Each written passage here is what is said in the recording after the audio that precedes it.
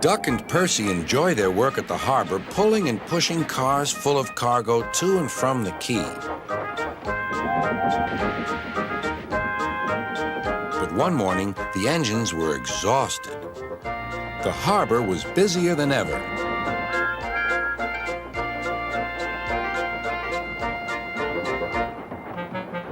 Sir Topham Hatt promised that another engine would be found to help them. "Huh, it's about time," said Percy. "I ache so much I can hardly get my wheels to move," agreed Duck. They waited for the engine to arrive. It came as a shock when he did. "Good morning," squirmed Diesel in his oily voice. The two engines had not worked with Diesel for a long time. "What are you doing here?" gasped Duck. "Your worthy Sir Topham Hatt sent me. I hope you are pleased to see me again. I am to shunt some dreadfully tiresome cars." "Shunt where?" said Percy suspiciously. "Where? Why, from here to there," purred Diesel, "and then again from there to here. Easy, isn't it?" With that, Diesel, as if to make himself quite clear, bumped some cars hard. "Oh!" screamed the cars. "Grrr!" growled Diesel. Percy and Duck were horrified. They did not trust Diesel at all.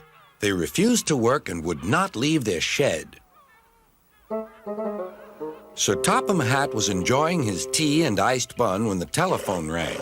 "So there's trouble in the harbor yard? I'll be there right away." Diesel was working loudly and alone. Cargo lay on the quay. Ships and passengers were delayed. Everyone was complaining about Sir Topham Hatt's railway. Percy and Duck were sulking in their shed. "What's all this?" demanded Sir Topham Hatt. "We're on strike, sir," said Percy nervously. "Yes," added Duck. "Beg pardon, sir, but we won't work with Diesel, sir."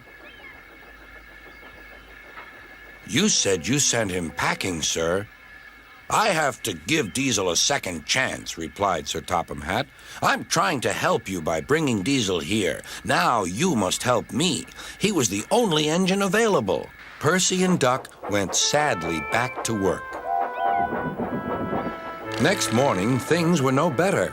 Diesel's driver had not put his brakes on properly, and Diesel started to move. He went bump straight into Percy.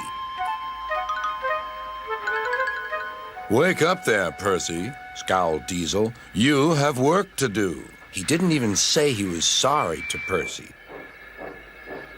Later, Diesel bumped the cars so hard that the loads went everywhere. "What will Sir Topham Hatt say?" gasped Percy. "He won't like it," said Duck.